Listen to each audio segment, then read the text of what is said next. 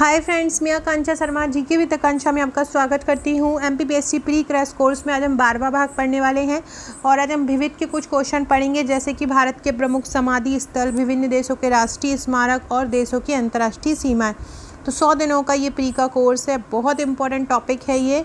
और ये जितने भी प्री के मैं क्रैश कोर्स करा रही हूँ, जो पी सीरीज़ हमारी चल रही है, P1 से लेके P11 तक, अगर आपने नहीं देखा हो तो देख लीजिएगा। इसी तरह एम सीरीज़ की जो मेंस की सीरीज़ है वो 14 हो चुकी हैं, तो वो ज़रूर देखिएगा, बहुत इंपॉर्टेंट है। आगे हो सकता है मे बी पॉसिबल कि ये जो वीडियोज़ है वो पेड हो जाएँ, तो आप लोग अभी ही पूरी वीडियो देख लिया कीजिए जो प्री सीरीज़ की मैं बना रही हूँ। सबसे पहले है मैकमोहन रेखा। तो मैकमोहन जो रेखा है वो बाउंड्री है, तो किन दो देशों के बीच की सीमा है मैकमोहन? तो मैकमोहन जो रेखा है वो भारत और चीन के बीच की है।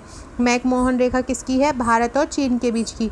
रेड क्लिफ रेखा किन के बीच है? रेड क्लिफ जो रेखा है वो भारत और पाकिस्तान के बीच की है। रेड क्लिफ किसकी है? भारत और पाकिस्तान की। डूरंड रेखा किन किन के बीच है? डूरंड रेखा पाकिस्तान और अफगानिस्तान के बीच है। डूरंड रेखा किसकी है? पाकिस्तान और अफगानिस्तान। हिंडनबर्ग रेखा किसके बीच है? जर्मनी और पोलैंड। हिंडनबर्ग किसके बीच है? जर्मनी और पोलैंड के बीच है। मैगिनॉट रेखा किसके बीच है? मैगिनॉट रेखा है जर्मनी और फ्रांस के बीच। मैगिनॉट रेखा किसके बीच है? जर्मनी और फ्रांस के बीच। मैनरहीम किसके बीच है? मैनरहीम मैनरहीम जो रेखा है वो रूस और फिनलैंड के बीच बनाई गई है। रूस और फिनलैंड के बीच की बाउंड्री कौन सी है? रूस और फिनलैंड, याद रखिएगा। मैनरहीम किस किस के बीच है? रूस और फिनलैंड। 38वीं समानांतर रेखा किसके बीच है? तो 38वीं समानांतर रेखा उत्तर कोरिया और दक्षिण कोरिया के बीच है। 38वीं समानांतर रेखा किसके बीच है? उत्तर कोरिया और दक्षिण कोरिया। 49वीं समांतर रेखा किसके बीच है? संयुक्त राज्य अमेरिका और कनाडा के बीच। किसके? संयुक्त राज्य अमेरिका और कनाडा के बीच। अब हम पढ़ने वाले हैं समाधि स्थल विभिन्न महापुरुषों के, बहुत इंपॉर्टेंट है ये भी। तो ये आपको मेरे इतिहास की जो बुकलेट है उसमें मिल जाएगा। तो राजघाट कहाँ पे है? राजघाट किसका समाधि स्थल है? किस महापुरुष का है? तो महात्मा गांधी का जो समाधि स्थल है उसको राजघाट कहा जाता है। ये क्वेश्चन आता है कि राजघाट किस महापुरुष का समाधि स्थल है? तो राजघाट किसका है? महात्मा गांधी का। शांतिवन किसका समाधि स्थल है? शांतिवन जवाहरलाल नेहरू का है। विजय घाट किसका है? विजय घाट लाल बहादुर शास्त्री का है। विजय घाट किसका है? लाल बहादुर शास्त्री का। वीरभूमि किसकी है? वीरभूमि राजीव गांधी जी की है। महाप्रयाण घाट किसका है? महाप्रयाण घाट डॉक्टर राजेंद्र प्रसाद का है। नारायण घाट कौन का है? नारायण घाट गुलजारीलाल नंदा का है। शक्ति स्थल किसका है? शक्ति स्थल इंदिरा गांधी का है। अभय घाट किसका है? अभय घाट मोरारजी देसाई का है। मोरारजी देसाई का कौन सा है? अभय घाट। चौधरी चरण सिंह का कौन सा घाट है? किसान थे तो ये किसान घाट है। जगजीवन राव का कौन सा है? जगजीवन राव हमारे श्रम मंत्री रहे थे अंतरिम मंत्रिमंडल में, तो जगजीवन राव का कौन सा है? समता स्थल। समता स्थल किसका है?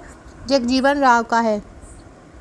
ज्ञानी जैल सिंह का समाधि स्थल क्या कहलाता है? एकता स्थल। ज्ञानी जैल सिंह का कौन सा कहलाता है? एकता स्थल।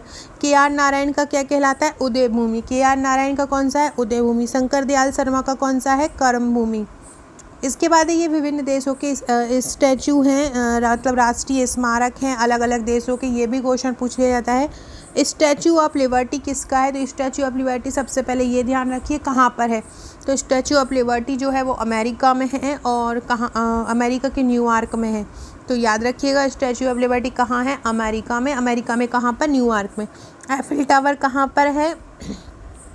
एफिल टावर पेरिस का राष्ट्रीय स्मारक है। एफिल टावर किसका है? पेरिस का है, फ्रांस की कैपिटल। इसके बाद ओपेरा हाउस कहाँ पे है? ओपेरा हाउस जो एक लोटस की तरह बना हुआ है, इस टाइप का बना हुआ है। ओपेरा हाउस कहाँ पे है? ये ऑस्ट्रेलिया के सिडनी में है। इम्पीरियल पैलेस कहाँ पर है? इम्पीरियल पैलेस जापान में है, जापान की कैपिटल टोक्यो है। तो इम्पीरियल पैलेस किसका राष्ट्रीय स्मारक है? जापान का। क्रेमलिन किसका स्मारक है? क्रेमलिन किसका स्मारक है? मास्को। मास्को रूस की कैपिटल है, तो मास्को का राष्ट्रीय स्मारक कौन सा है? क्रेमलिन। पिरामिड आपने सुना होगा, मिस्र के पिरामिड आपने सुना होगा, तो ये पिरामिड मिस्र के हैं, और मिस्र में कहाँ पे है ये? गीजा। तो गीजा का राष्ट्रीय स्मारक क्या है? पिरामिड।